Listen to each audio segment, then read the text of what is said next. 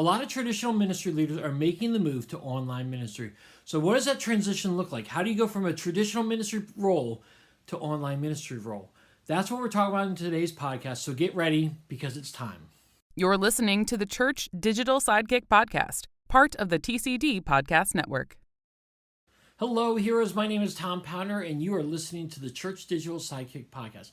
This is the podcast where I bring in ministry leaders, and we talk about how you can do ministry more effectively in this very digital and online world. And today we're going to talk about making the transition from a traditional ministry role into an online ministry role. What does that look like? How can you do that effectively? A lot of ministry leaders are doing that, but what does that really look like, and how can you make sure you're doing it effectively? For this podcast episode, I brought in a new friend actually, someone who I've been following on Twitter and gotten to know a lot over the COVID time, but he's never been on the podcast before. His name is Tyler Volkers, and he's an online minister, and we are going to be talking about how he made that transition, and I'll interject a little bit about how I made that transition as well. But then what does that look like for you and how you can do ministry more effectively? What are some challenges that you get as you're making that transition? And what are some great things that you experience as well? So I'm really excited to have Tyler on the podcast. So without any further ado, let's get in the interview right now with Tyler. All right, with me right now is Tyler Volkers. Tyler, how are you, man? I'm doing great. Hey, thanks for having me on, Tom, and thanks for the show. Your show's great. Thanks, man. Well, I appreciate you coming on. This is the first time you've been on my podcast, and so again, we've been kind of following each other on Twitter a little bit, and we have our mutual friend Jeff Reed, the one and only Jeff Reed, the goat. Yeah, that's right. So, again, I know who you are, and I know what you do, but I would love for you to just give the people listening a quick little description about what you do and how you got started in the ministry. Yeah, that's a great question. So, Tom, I actually serve at the Ridge Community Church. We are based out of Greenfield, Wisconsin, in the Milwaukee area. The Ridge is about 13 years old. I've been on staff since 2010. I came on as our student pastor, so I know you and I have a similar student ministry background. Then became like our next gen pastor. And probably like many of the listeners here, during the whole COVID pandemic, we knew we needed to make some shifts as far as putting more horsepower and leadership into our digital strategies. And I was sitting on our leadership team at the time. And so my lead pastor asked me to said, hey, would you consider transitioning your role into becoming a digital pastor or online campus pastor, however you want to call it? And began to check that out and prayed about it and said yes. And I've been trying to figure out what that means ever since. And so sitting in that role for about the last year, I currently serve as our online campus pastor, as well as we call it the executive director of ministries. So just kind of overseeing our core ministries at our church for when it comes to our kids, students, groups, missions, and then everything digital as well. That's awesome. That's good because we're going to be talking about that transition today in this episode. But before we do that, though, I do have to ask you, like, are you a sports fan? Do you like the different teams from Milwaukee, or are you different sports team fans? Oh, that's a great question. So actually, I grew up in Northwest Illinois, and so I am everyone's favorite Bears fan in Wisconsin, meaning that whenever Aaron Rodgers and the team owns us, I get my phone blown up with text messages and all of that. But I have transitioned to being a big Bucks fan. When the Bucks won the NBA championship this year, it was incredible. And so I hold on to the Bulls memories as a kid and celebrate the Bucks now. They're great. Yeah, they are great. I was actually rooting for them as well. I'm based in DC, so I root for all the sports teams of DC except for I'm a Cowboy fan. So growing up in the 80s and the 90s, I mean, the rivalry was intense between the Washington football team and the Cowboys. And it's not so much now. The Cowboys pretty much own them a lot of times. But I get that. Whenever the Washington football team beats the Cowboys, I always get a bunch of text messages, Facebook posts. It's insane. You become very popular. Yes, there you go. There you go. So, all right. Well, today we are going to talk about transitioning because, like you said, we had a lot of people who were starting off in one position before COVID and now have been asked to do something else. So let's walk through the process that you went through in that. Again, what was the position that you were in before COVID hit? Yeah, so before COVID hit back in February 2020, I was serving in sort of a dual role. Our church then had two physical locations. For all of our locations, I was we called it the family ministry director. So I was leading our kids and our student staff and influencing the teams and the parents to help. We call kids and students our critical generation. So how do you help them follow Jesus?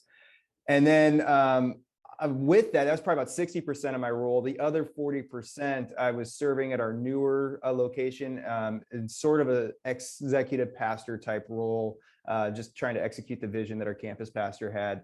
And I'd have to say that time was awesome. I felt like I was in the sweet spot of my ministry. Our church was growing. Things were going really well. And then March 2020 happened. And yeah, so we had to figure that out.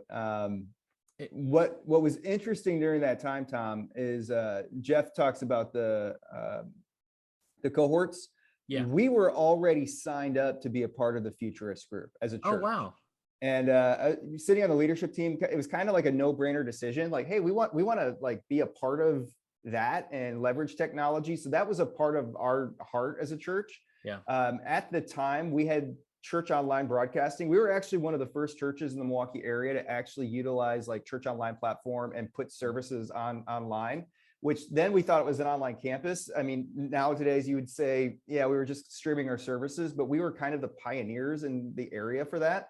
Like the local news even talked about it. It was crazy. Oh, cool. Yeah. And we had a great volunteer team. A lot of them are still serving on the volunteer team at that point too. We just knew we needed to give more horsepower. Yeah. I just never thought that was going to be me.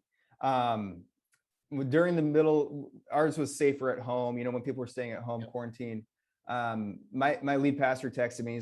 He texted me some of Jeff's podcasts of theChurch.digital and just said, "Hey, does this like beat your heart a little bit? Like get your." And I think it was some of Tyler Sansom stuff and other things that we're listening to. And I was like, "This is really good. This is really good." And I told my lead pastor that. He's like, "Good. I want you to start leading our digital strategies." And I said, "Okay." And that happened in, I think, May of 2020.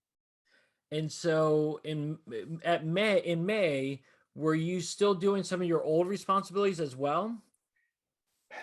Well, at that point, because of safer at home and because we had to close down our in-person locations, the executive pastor side of that other location, that began to dwindle significantly because of obvious reasons there. But then it was leading our critical gen teams to help them start thinking through digital strategies as well. And so then I was able to kind of like help all of our ministries and just do a lot of research and learning. And we were all at that point trying to figure out what is our digital strategy, not just to get us through those few weeks and ultimately a few months, but then afterwards as well. So that part of my job stayed the same for a little while. Okay, cool. Now you said before COVID hit, you were kind of in your sweet spot and you were feeling it. So what kind of what kind of feelings were you going through? Again, I know your heart beated for this digital stuff, but how was it kind of leaving the one behind and moving it over to another one? Because I feel like there's a lot of people who have been going through that same process. Yeah, it's a great question. I think I had a number of friends reach out to me and say, "Hey, this is cool that you're doing this. Is this what you want to do?" And I just kind of thought it was an interesting question that they were posing to me. One thing about my specific way that I'm wired, I'm traditionally known as, my 10 years here on staff, as kind of the guy who shifts roles a lot. And I think what we've learned with my wiring is I like to go into new places and identify what's going on, make it, improve upon it, build on it, and then find the next person to hand that off to. That's been part of my history. So I think for many people, and I think it honestly still for many, like right now, they're like, "Okay, this is Tyler's new thing. How long is he going to do this?" And then hand it off to the next person, which I think that's got to be our ministry mindset anyways, is like, how do we just continue to build and develop people and hand that off? But I think for me, it was like, well, what is the advantage that developing and leading digital strategies really provide that gets the heart beating? And Tom, for us as a church, our heartbeat, and I think many churches' heartbeat would say the same thing, is for the one. It's for those who are unchurched. And what we just see right now is God has given us this great tool. We have no greater tool to connect with the unchurched than digital right now. And so as long as we can use that to connect with unchurched people, let's go after it. Let's go after it. And so that's been what gets me excited about this. Did you experience any kind of pushback from other people outside of your church that said, you're going to do this digital thing now, but like it's only going to be temporary because we're going to go back into the building eventually, and digital's not even a big deal? Did you get any pushback from that, and people surprised that you decided to do this? Not like vocally to me, like saying, hey, you need to do this. Has been very interesting is to see some other churches locally, I think, begin to slide back on their own, where they kind of said, hey, we're going to try this out. And for whatever reason, it didn't work for them. And they just said, okay, hey, we're just going to go ahead. But one of the things that we've just said is a church, and even with my lead pastor, Mark, is just like, we're not going to give up on this as long as we're convinced and we feel like this is going to help us connect with the unchurched. Yeah. And now if somebody comes alongside and shows us, no, there's another tool, we'll put it aside and go after that. But for us, it's all about the one, and that's what we communicate all the time. Yeah, that's great. And I totally feel the same thing with you. I think, this is the kind of this, as Jeff has referenced too, this accelerated our push to online ministry in a big way. And it has broken my heart a little bit to see churches kind of go back to say, hey, now that we're meeting in person, we don't really need to focus the time and the energy, but it's great to see your heart and see your church's heart on saying you want to go after the one, and you want to go after that person who needs that. So let me ask you this, as you've been focusing on your digital strategy and working with the church, how have you been mobilizing the other staffers? Because again, it's great that you're spearheading this, but you need the whole team to have a digital strategy, correct? Yeah, so that's a great question. And for some staff members and some staff teams, it's easier than others. And so what we've landed on, we went through a whole reorg as well. And I think many churches have through this process as well. And I think we've had to land on, hey, what's our approach to digital in terms of staffing? And really what we've landed on is, as we have one physical location preparing to relaunch our second one, again, and we don't know when that's going to happen, but we're praying for that, and other in-person gatherings, and then other digital gatherings, is we need every staff member to think about both more, and to see how do they work together, and what is the fuel for that. And really, we really love that digital, that Jeff uses the term phygital approach of like, digital's everywhere and digital's nowhere all at the same time. Like, we're connecting digitally right now, but we could also have this conversation in person. And so how do we structure our strategies around that to just allow God to move through that? And so a couple key things we've started doing is, we have a couple staff members outside of me that we've taken their job descriptions, and we didn't put in the job description, but we've said, hey, every meeting that something's talked about, you ask the question, hey, how does this impact digital? And just get that thought out there. We have a couple remote workers that are always thinking about digital, because that's the only way that they're able to engage. And then the coaching strategies too, that I meet with my directors, and just like, okay, this is a great in-person strategy. What about those that are connecting digitally? And like I said earlier, if we're going to be fully invested in the one, our research shows us that they're going to connect with us digitally first, for the most part.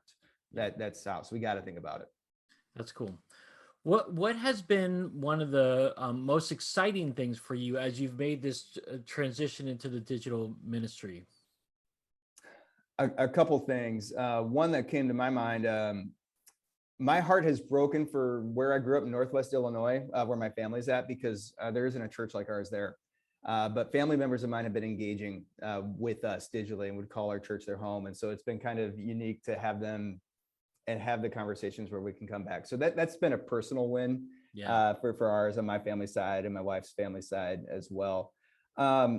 And then I think the other thing that's just been really exciting for me has just been seeing individuals and team members who they're different. I mean, you get them in a social setting, they're kind of quiet, they're kind of reserved, but then if you empower them in ministry, I mean, they're leading groups or they're commenting on social media posts and they're telling us, hey, their friends are secretly watching us. So that's the words I'd phrase, are secretly watching our services. And then they text them, they're like, how do we actually make a decision to follow Jesus? We want to figure that out. That's been exciting to me. And then to just see the tools that we can put out to empower people to take their own steps to follow Jesus anytime has been really exciting. Yeah, that is really exciting. I love hearing stories about that someone will watch the stream. Like I like to share our stream from Facebook on my Facebook profile every Sunday morning. I'm sure it annoys some people, but again, I've heard different people saying, hey, that was a great message by your side. I'm like, I didn't even know you were watching it. That's great that you're watching it. And the reach potential that we have with digital ministry is just really great. And I do believe that more people are going to be able to hear about Jesus because of these tools than ever before. And so I think that's really exciting. Okay, so what's been a challenge or what's been a little frustration for you as you've kind of made this move? That's a great question. I think that the challenge for me, and I don't think I'm alone with this and talking with other online pastors, is trying to figure out who is always on the other side. As great as the reach is, I think a lot of us, we get into ministry because we're wired to care for people and we want to know people. And so we work really, really hard. I feel good about our follow-up process and are getting to know people once they trust us with their information. But then there's times you're just wondering, and I think it's easier when you're looking at a camera or looking at this and the thoughts that creep in of like, hey, is this really making a difference? Is this really, but I think God's been good to remind us and send stories our way whenever those thoughts begin to creep in. Like, no, God is using this. This makes a difference. Like, keep speaking to the camera, man. It's okay. It's okay. Yes, I agree. Yeah. And that's where, again, the numbers issue is always very tricky. You know, when you're in person, you can count the numbers and get and whatnot. And we get numbers on online stats and everything like that. But it's tricky to find out who's there and who's really watching, who's doing the dishes while your sermon's going on, and who's actively engaged. But that is really interesting. Shoot, I had a good follow-up question for you on this, and now it just totally slipped my mind on this. Oh, dang it! Oh well. Maybe it'll come back to me as we kind of go along. Okay, so those have been some of the challenges and some of the things that you kind of been working through. As you kind of move forward, what are you most excited about as you're moving forward into this new direction? Yeah, what we're looking forward to. Again, my role not just being the digital pastor, but then also our director of ministries. Tom, one of the things that we had to do is we completely transformed our discipleship process. And I think ours was pretty event focused prior to COVID, like, hey, come to service, come to this party, then join a group, join a team. And I think it's pretty standard for most churches. And we realized the flaw in that pretty quickly when our party was on Zoom, and it's just like, it's hard to like Zoom online, do a party Zoom online, and it just didn't feel as genuine. And what we realized was like our pathway was so event focused, it wasn't really structured to move people among these spiritual stages.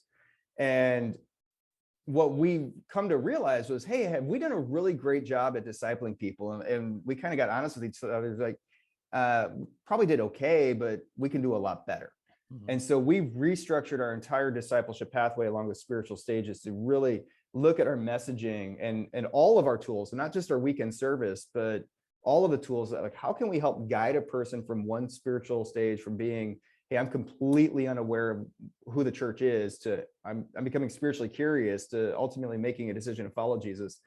And so we've restructured that. We feel really, really good about it. And now the next thing we're going to start working on is how do we get this in a public facing way that someone can access it anytime, begin to self-diagnose where they are, and then start taking these on-demand tools to start kind of not just self-guided discipleship, because I know that can get kind of scary because you're like, well, what about community? Of course we need community, but use it in a way to kind of point into community and help people there. So that's what we're working on. That's what we think is next for us. And that's not just for adults, but what does that look like for students and maybe potentially for parents to help their kids as well. And so that's the next thing, the next big dream that we have. That's great. Well, as you've made this transition in your job and whatnot, and as you've been talking to different online ministers over the past 2 years, have you experienced a lot of people, or have you encountered a lot of people who are still stuck in between, where they're still carrying over the weight of their previous job and now doing this digital thing? And how do you encourage them as they're kind of juggling both jobs rather than just trying to have a single job? Yeah, that's a great question. I've talked to a number You're going to of, speak to me on this one too, because yeah, because yeah, you have the background of student ministry and the background there, and I've talked to a number of guys who's like, man, I was just hired a year ago to be a groups guy, and now I'm the digital pastor, and I'm still trying to figure out what that means. I moved my family across the country, and here I am. And so I think ultimately what we have to do is look at us as our personal calling. Because I mean, I probably right now in our new org chart, I fill in 3 boxes, which is kind of interesting. And I think for you, Tom, and myself, and any of us, doing 2 or 3 full-time jobs does not make a whole lot of sense. And so for me, it's I'm looking at in the morning, like I'm not thinking of, hey, Tyler, the digital pastor, and then Tyler, the executive director of ministries, and then Tyler, the teaching pastor at the Ridge. But it's really our lead pastor is just, he just shared this thought with our staff, and it's been sticking with me for the last several weeks. And it's hey, I don't serve for Jesus, I serve with Jesus. And this whole prospect of like, man, Jesus is in power. He's with us, and the Holy Spirit is with us. And so each day it's waking up like, okay, Jesus, how do I serve with you today? What are you calling me to do today? And so as a pastor, as a follower of Jesus, you've given me, for whatever reason, some leadership and influence. How can I use that today? What would be the best way to serve you today? And let that play through the particular roles that we have. And so some days that's going to be, I'm going to have a one-on-one with a staff member, and that's how I'm serving with Jesus today. Other days just before this, we're starting to plan out our Christmas online service. Okay. And that gets very digital specific, but this is how I serve with Jesus, because God could hopefully use this to reach thousands of people online. Yeah. So I don't know if that answered your question. No, it's well, good. but I mean, because again, it is a juggling act, again, it's a juggling act, a lot of it. So how do you stay healthy in this time? That's a great question. I've been kind of on my own personal journey of health, even right before COVID. And I was dealing with a lot of anxiety, and I talk a lot about that in our messages beforehand, which was almost debilitating in 2019. And for me, I'm that type 1 Enneagram. For any of those Enneagrams, like, hey, got to be perfect and get that done and have that high level of control. And so the journey that has led me on is just be fascinated with health. I look at, hey, Jesus said, love the Lord, heart, soul, mind, body, strength. And so really it looks at, hey, every day I got to look at my spiritual health, my emotional health, my mental health, and my physical health. And I think they're all interconnected. And so for me, it's, well, what do I do to bring myself some joy that helps me connect with God? And what does work for me is, okay, I'm going to wake up every morning at 4:30, spend some time with God, and go for a run. And that's been some of the journey for me, just to, more than physical health. I picked up, I had the habit of running, but I dialed that up throughout COVID and just began to form this running community and just get really focused on that. So I had that hobby outside of me. But then also with the relational health, emotional health, like, all right, Saturday is Sabbath. It's done. I don't schedule anything on Saturdays. That is our time with our family. So having to take control of that time to turn things off so I can have that margin to then serve with Jesus when we're on. So the phrase I like to think is, hey, when I'm on, I'm on. And when I'm off, I gotta be off. So That's awesome. That's great. I think that you just highlighted a really important thing of really with having that hobby, having the running. And I used to run a lot too. That was kind of my outlet. Years ago, my counselor just said, Tom, you just got to go and find something to go release that stuff. And running was it until about a year ago. And then my knees started getting a little bit bad. And The injury bugs are not fun. Yeah. I know they're not fun, but again, I still continued. I started doing walks then, and I would do 30-minute walks, and that was my time for me to just be by myself and whatnot. And you have to find that. And I've discovered too, I just got to turn off my computer and just shut my computer. I got in so many unhealthy habits early on in COVID where I was working just nonstop. I would wake up at 5 o'clock in the morning and work. And then I would eat a little bit, work some more, eat a little bit, work some more, go to bed, wake up. It's just like, it was so unhealthy. And I think a lot of people, especially as they were doing the dual jobs, we got into unhealthy habits. And now it's like, we've got to take back control over our lives so that we can be healthy for our friends, our family, and ourselves. So I think that's really well, and it comes down to the long haul. I mean, I think, Tom, what we're realizing is, hey, we want to be a ministry long term. And so going back to the running example, which I know many love, but I mean, how do you do a long run? You do it slow and steady, and you know when to take your breaks and when to turn some things off. And so I'm a full proponent of, hey, especially when it comes to digital ministry. I mean, we know Facebook messages come, emails come, texts come, all of it comes. And we feel like we don't have control because digital, it's a beautiful thing. It can be done anytime, but the scary thing is it can be done anytime. And so we need to control when we're on. So I turn off most of my notifications on my phone, and then I'll check it several times a day, but that's the time that I'm going to be like, hey, I can fully engage with this. And then I can put it away. And then if I'm being in a meeting or doing something with my family, then I can fully engage with that. Am I perfect at it? No, I don't think anyone is, but those are some habits that I've been trying to put in to pursue and maintain health. Yeah, that's awesome. That's great. Well, as we kind of wrap up here, Tyler, this has been a great conversation. What kind of final encouragement would you give to people, again, as they're going from more of a traditional role to this very digital role? What kind of encouragement would you give them? Yeah, I think a phrase that I've heard a lot has been, "Hey, I don't know if I signed up for this." Meaning, I don't know if I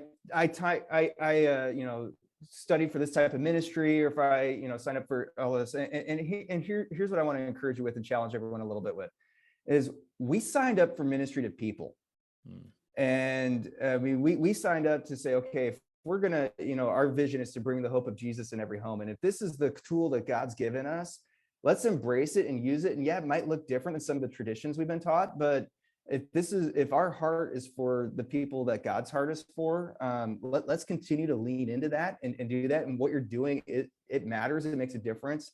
And what a great opportunity we have to learn. I mean, we can, I know we maybe have been behind the curve a little bit, when it comes to digital ministry, but now we're learning and we can catch up, take advantage of the new things.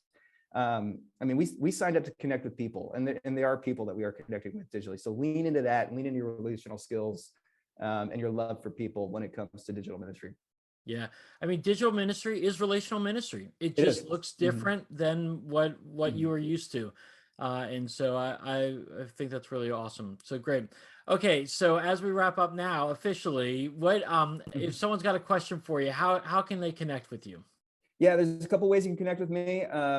I'm most active on social, on Twitter and Instagram. Just follow me at Tyler Volkers. I'm also on Facebook there too, so you can connect with me there. And I'm in the Facebook groups that you're leading, Tom. And I love learning from you guys. I told Jeff this. The thing I have loved the most about the digital ministry community is how open everyone's been and just there for everyone, welcome everyone, sharing ideas. It's been awesome. It's been really cool. I gotta say, you're 100% right on that online community. There are no, in different situations, there are arrogant people and people know-it-alls and whatnot. I still remember the very first time I got the call to do online ministry. This was before COVID, but I just emailed Jay Cranda just randomly. He didn't know me from anybody. Yeah. He took about an hour of his time. I mean, these guys, these online ministers are so helpful. I've never met someone that doing online stuff that was not helpful or encouraging. So I will include Tyler's links to get on there. I'm super pumped that he said Twitter was one of his favorites, because Twitter is like the best. It's fun. You're a great follow, Tom. Thanks. Thanks. I love just this. Sometimes I'll share random stuff and sometimes encouragement stuff. So it's good. But yeah, so I'll include all his show notes, and also the Being the Church online Facebook group. I'll include that too. So Tyler, it was great having you on. And I know based on our previous emails, I'm going to have you on some more, because there's some other topics we want to talk about as well. So I can't wait to have you back on. Would love it. Hey, thanks for doing the show. All right, Hero. So what did you think of the conversation with Tyler and I? What stood out to you? What challenged you? What gave you pause? What further questions do you have? If you have any more questions, thoughts, or comments, definitely you can comment on them two different ways. One is comment in the section below, especially if you're watching this on YouTube or on the video format. But you can also go on Twitter. I love Twitter, and Tyler's on Twitter as well. And you can hit us up on Twitter and ask us any and all questions about how you're making this transition from a traditional ministry role into an online ministry role. Tyler and I would love to talk to you a little bit more about that. He's a great resource, and I would encourage you to hit either one of us up. Again, hit us up on Twitter or post it in the comment section below. All right, heroes, well, that wraps it up for another episode of the Church Digital Sidekick Podcast. Thanks so much for joining me. As always, if you enjoyed the podcast, go to Spotify and iTunes or wherever you're listening to this on the audio version and subscribe to it. Or you can go to YouTube at the Church Digital YouTube site, and there you can subscribe to those. We've got lots of content on those videos, on those podcasts, but also if you go to thechurch.digital website, you'll get tons of content. Jeff Reed is working on tons more content. I'm working on more content, and we want to really be able to help you in your digital and online ministry. So go to thechurch.digital today and every day for what it's worth. All right, heroes, well, I hope you have a great rest of your day, a great rest of your week, and until next time, have a great one.